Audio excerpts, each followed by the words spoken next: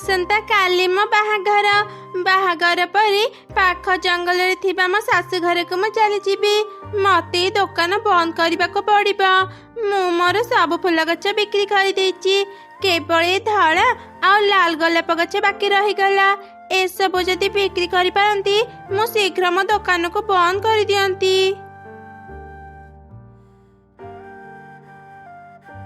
Bug भौणी तुम पाखरे लाल गोलाप गछ अछि कि?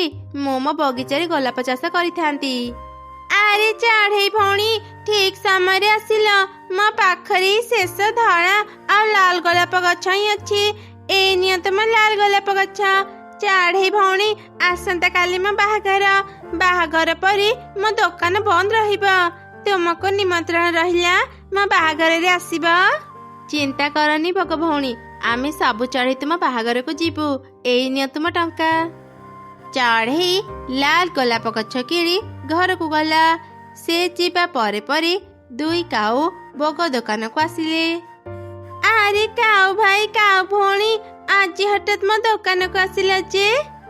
बग भौणी आमको किछि लाल गोलाप गछ दियो आमे गोलाप फूल चाष करिबु। काऊ भौणी मो पाखरे तो एबे केवल धला गोलाप गछ ही अछि। किछि समय आगरु चढ़ी आसीथिला से सब लाल गोलाप गछ नहीं गला। कौन हेला? चढ़ई सब लाल गोलाप गछ नहीं गला? धड़ा गोलाप तो केही भी किणिबेनी। आमर किछि भी लाभ हेबनी। आमे लाल गोलाप गछ ही नेबु। काऊ भाई काली मो बाहाघर मो दुकान सब दिन पई बंद रहिबो। ए सब गोलाप गछ नष्ट हेइ जिवो। काऊ भाई तुमे गोलाप गछ नहीं जाओ मु बहुत कम टंका रे बिक्री करि देबी। अच्छा तेबे ठीक अछि।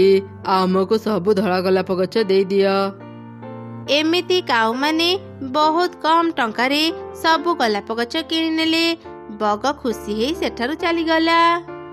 सस्ता रे मिलिला बोली तुमे सब धड़ा गोलाप गछ किनि नेलो। जेतेबेले केही भी तुम पाखरु धड़ा गोलाप किणिबेनी सेतेबेले जानिबो तुमे निजर केमिति क्षति कल। मु एमिति ए धड़ा गोलाप किणिनी बहुत भाबी चिंती किणिची। आमे जदि चढ़ई परी लाल गोलाप चाष करी बिक्री करिबा आमर बेसी लाभ हेबनी। किंतु चढ़ई नुह केवल आमे ही जदि लाल गोलाप बिक्री करिबा आमे अनेक टंका रोजगार करि परिबा। मु तम कथा बुझिली जे किंतु चढ़ई तो लाल गोलाप किणिची से काहे कि लाल गोलाप बिक्री करिबनी?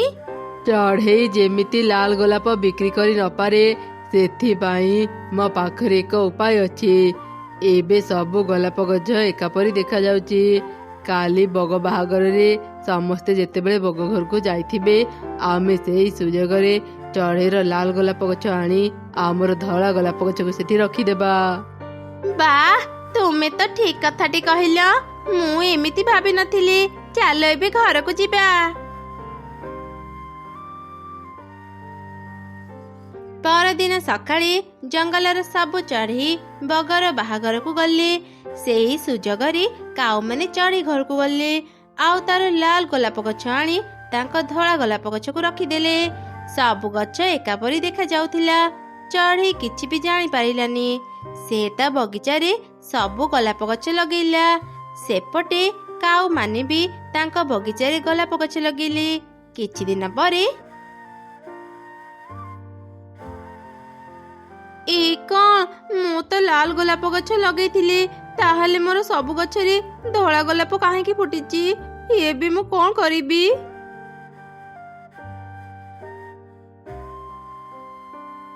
अरे देखो देखो आम गोलाप गछ बड़ है सब गछ रे केमिति लाल फूल फुटिची। आम बगीचाटी केते सुंदर देखा जाउची ना? हाँ मु एबे अनेक गुड़िए लाल गोलाप तोली बाजार को नहीं जीबी। देखिबु आज हमर खूब भल टंका रोजगार हेबो। बग भौणी बती फूल मते लाल गोलाप गछ बदल रे धड़ा गोलाप गछ देई देले। एबे तो किछि भी करी हेबनी। फूल फुटी सारिलाणी। मु आज अल्प किछि धड़ा गोलाप तोली बाजार को नहीं जाए। जदि आज धड़ा गोलाप बिक्री हुए मु काली अधिक धड़ा गोलाप तोलिबी। एमिति चिंता करी माँ चढ़ी किछि धड़ा गोलाप तोली बाजार को नहीं गला। काऊ माने भी दुकान देई बाजार रे लाल गोलाप बिक्री करुथिले। ସେମାନେ ଚଢ଼େଇର ଧଳା ଗୋଲାପ ଦେଖି ତାର ମଜା ଉଡେଇଲେ। ଆରେ ଚଢ଼େଇ, ତୁ ଧଳା ଗୋଲାପ କାହିଁକି ଆଣିଛୁ? ତୋର ଗୋଟେ ବି ଗୋଲାପ ଫୁଲ ବିକ୍ରି ହେବନି। ଆମ ଜଙ୍ଗଲରେ କେହି ବି ଧଳା ଗୋଲାପ ପସନ୍ଦ କରନ୍ତିନି। ବେକାରୀ ତୁ ତ ସମୟ ନଷ୍ଟ କରୁଛୁ। କାଉ ଭଉଣୀ, ମୋ ବଗିଚାରେ କେବଳ ଧଳା ଗୋଲାପ ଫୁଲ ହିଁ ଅଛି। ଏ ଧଳା ଗୋଲାପ ବିକ୍ରି କରିବା ଛଡା ମୋ ପାଖରେ ଆଉ କିଛି ବି ରାସ୍ତା ନାହିଁ। ହଁ ହଁ ଚଢ଼େଇ, ତୁ ତ ଧଳା ଗୋଲାପ ଧରି ବସିଥା। ତୁ ନିଜେ ଜାଣିପାରିବୁ ତ ଧଳା ଗୋଲାପ ବିକ୍ରି ହେଉଛି କି ନାହିଁ। ତାପରେ କାଉମାନେ ଲାଲ ଗୋଲାପ ଫୁଲ ବିକ୍ରି କଲେ। ଯିଏ ବି ଫୁଲ କିଣିବାକୁ ଆସୁଥିଲା ତାଙ୍କୁ କାଉର ଲାଲ ଗୋଲାପ ଫୁଲ ଭାରି ଭଲ ଲାଗୁଥିଲା। ସମସ୍ତେ ତାଙ୍କ ପାଖରୁ ଲାଲ ଗୋଲାପ କିଣି ନେଲେ। ହେଲେ ଚଢ଼େଇର ଧଳା ଗୋଲାପକୁ କେହି ବି କିଣିଲେନି। କାଉ ମାନଙ୍କର ବହୁତ ଭଲ ଟଙ୍କା ରୋଜଗାର ହେଉଥିଲା। ହେଲେ ଚଢ଼େଇର ପ୍ରତିଦିନ କ୍ଷତି ହେଉଥିଲା। କିଛି ଦିନ ବିତିଗଲା। ଦିନେ ରାତିରେ ଗୋଟେ ପରୀ ତାଙ୍କ ଜଙ୍ଗଲକୁ ଆସିଲା। ମୁଁ ଏତେ ଦୂର ଜଙ୍ଗଲକୁ ତ ଚାଲି ଆସିଲି, କିନ୍ତୁ ଏଠି ଧଳା ଗୋଲାପ ଫୁଲ ପାଇବି କି ନାହିଁ ଜାଣିପାରୁନି। ଆଜି ଯେମିତି ବି ହଉ ପରୀ ମାଙ୍କ ପାଇଁ ମତେ ଧଳା ଗୋଲାପ ନେବାକୁ ପଡିବ। ମୁଁ ଯାଦୁରେ ଧଳା ଗୋଲାପ ତିଆରି କଲେ ପରୀ ମା ଜାଣିପାରିବେ। ଯାଏ ଜଙ୍ଗଲ ଭିତରୁ ଥରେ ଧଳା ଗୋଲାପ ଖୋଜି ଆସେ।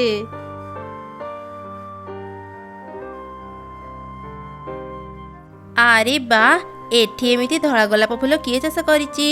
ଯାହା ହେଉ ମୋ କାମ ସହଜ ହେଇଗଲା। ଏବେ ମୁଁ ସବୁ ଗୋଲାପ ଫୁଲ ତୋଳି ପରୀ ମାଙ୍କ ପାଖକୁ ନେଇପାରିବି। ଏମିତି କହି ପରୀ ଚଢ଼େଇର ସବୁ ଧଳା ଗୋଲାପ ଫୁଲ ତୋଳି ନେଲା। ଆରେ ଆରେ, ମୁଁ ତ ସବୁ ଧଳା ଗୋଲାପ ତୋଳି ନେଲି, କିନ୍ତୁ କିଏ ଗୋଲାପ ବଗିଚାର ମାଲିକ ତା ତ ଜାଣିପାରିଲିନି। ସେ କେତେ କଷ୍ଟରେ ଫୁଲ ଚାଷ କରିଥିବ। ମୁଁ ତାର ଅନେକ ବଡ଼ କ୍ଷତି କରିଦେଲି, କିନ୍ତୁ ତାକୁ ଖୋଜି କ୍ଷତିପୂରଣ ଦେବା ପାଇଁ ଏବେ ମୋ ପାଖରେ ସମୟ ନାହିଁ। ଏବେ ମୁଁ କ'ଣ କରିବି? ହଁ, ମୁଁ ମୋ ଯାଦୁରେ ଏଠି ଗୋଟେ ଗୋଲାପ ଗଛ ରଖିଦିଏ। ମୁଁ ନଥିଲେ କ'ଣ ହେଲା, ଏ ଗଛ ବଗିଚାର ମାଲିକକୁ ସାହାଯ୍ୟ କରିପାରିବ।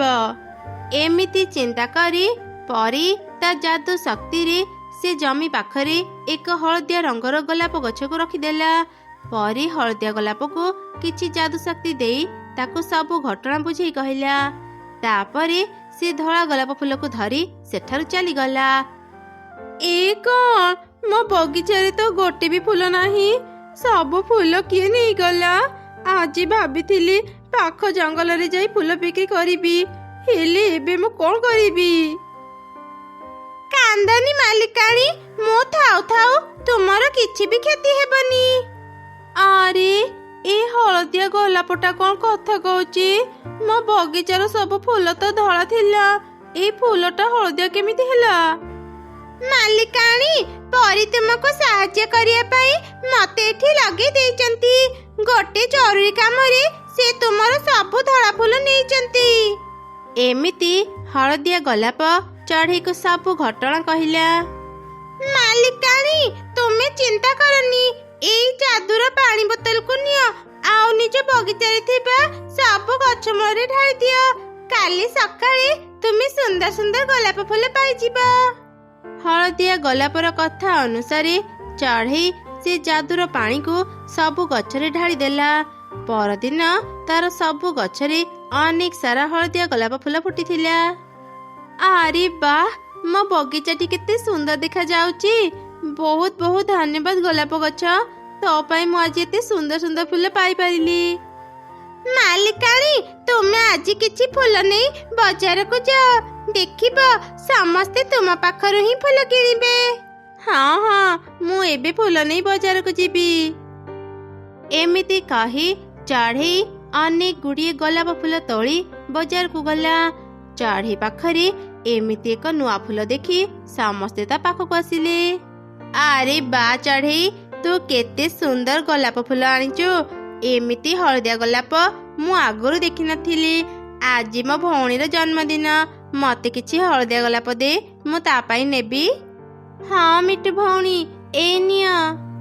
ଏମିତି ସେଦିନ ଯିଏ ବି ଚଢ଼େଇର ହଳଦିଆ ଗୋଲାପ ଫୁଲ ଦେଖୁଥିଲା ସେ ତା ପାଖରୁ ସେ ଫୁଲ କିଣି ନେଉଥିଲା। ଚଢ଼େଇର ଭଲ ଟଙ୍କା ରୋଜଗାର ହେଲା। ଆରେ ଚଢ଼େଇ, ତୋ ବଗିଚାରେ ତ କେବଳ ଧଳା ଗୋଲାପ ଫୁଲ ଫୁଟିଥିଲା, ତାହେଲେ ତୁ ହଳଦିଆ ଗୋଲାପ ଫୁଲ କୋଉଠୁ ଆଣି ବିକୁଛୁ? ଏସବୁ ଭଗବାନଙ୍କ କୃପା କାଉ ଭଉଣୀ। ମୋ ବଗିଚାର ସବୁ ଧଳା ଗୋଲାପ ଏବେ ହଳଦିଆ ଗୋଲାପ ହେଇଯାଇଛି। ଦିନକୁ ଦିନ ଚଢ଼େଇର ରୋଜଗାର ବଢି ଚାଲିଥିଲା। କାଉ ମାନଙ୍କ ଗୋଲାପ ଫୁଲ ବହୁତ କମ ବିକ୍ରି ହେଉଥିଲା। ଏସବୁ ଦେଖି ଦୁଇ କାଉ ଅନେକ ରାଗିଗଲେ ଆଉ ଚଢ଼େଇର କେମିତି କ୍ଷତି କରିବେ ତାର ଯୋଜନା ବନେଇଲେ। ଆରେ ଆମେ ତ ଭାବିଥିଲେ ଚଢ଼େଇ ଧଳା ଫୁଲ ବିକ୍ରି କରି ପାରିବନି, ସେମିତିରେ କେବଳ ଆମର ଫୁଲ ବିକ୍ରି ହେବ। କିନ୍ତୁ ଏବେ ତ ସବୁ ଓଲଟା ହେଇଗଲା। ଚଢ଼େଇ ପ୍ରତିଦିନ କେତେ ଟଙ୍କା ଲାଭ କରୁଛି, କ୍ଷତି ତ ଆମର ହେଉଛି। ମୁଁ ଯଦି ଆଗରୁ ଜାଣିଥାନ୍ତି କିଛି ଦିନ ପରେ ସେ ଧଳା ଫୁଲ ଏମିତି ହଳଦିଆ ହେଇଯିବ, ମୁଁ ଚଢ଼େଇକୁ କେବେ ବି ସେ ଫୁଲ ଦେଇନଥାନ୍ତି। ଏବେ ବି ବେଶୀ ଡେରି ହେଇନି। ଚଢ଼େଇ ରୋଜଗାର ବନ୍ଦ କରିବା ପାଇଁ ମୋ ପାଖରେ ଏକ ଉପାୟ ଅଛି।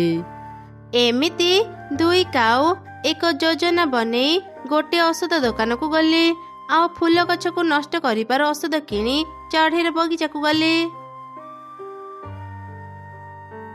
ଏବେ ଏ ଔଷଧକୁ ଆମେ ଚଢ଼େଇର ସବୁ ଫୁଲ ଗଛରେ ଢାଳି ଦେବା। ଯେତେବେଳେ ଚଢ଼େଇ ସବୁ ଫୁଲ ଗଛ ନଷ୍ଟ ହେଇଯିବ, ସେତେବେଳେ ସମସ୍ତେ ଆମ ପାଖରୁ ହିଁ ଗୋଲାପ ଫୁଲ କିଣିବେ। ହଁ, ତୁମେ ଠିକ କହିଲ।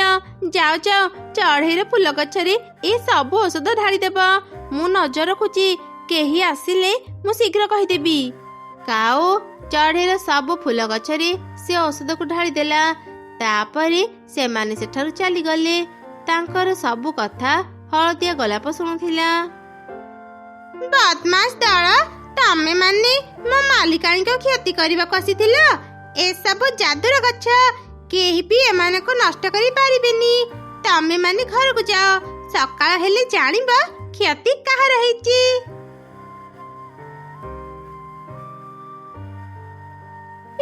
କଣ? ଆମେ ତ ଚଢ଼େଇର ଗଛ ନଷ୍ଟ କରିଥିଲେ, ଆମର ସବୁ ଗଛ କେମିତି ନଷ୍ଟ ହେଇଗଲା? ମୁଁ ବି କିଛି ବୁଝିପାରୁନି, ଏ ସବୁ କେମିତି ହେଲା। ଚଢ଼େଇର କ୍ଷତି କରିବାକୁ ଯାଇ ଆମ ନିଜର ହିଁ କ୍ଷତି ହେଇଗଲା।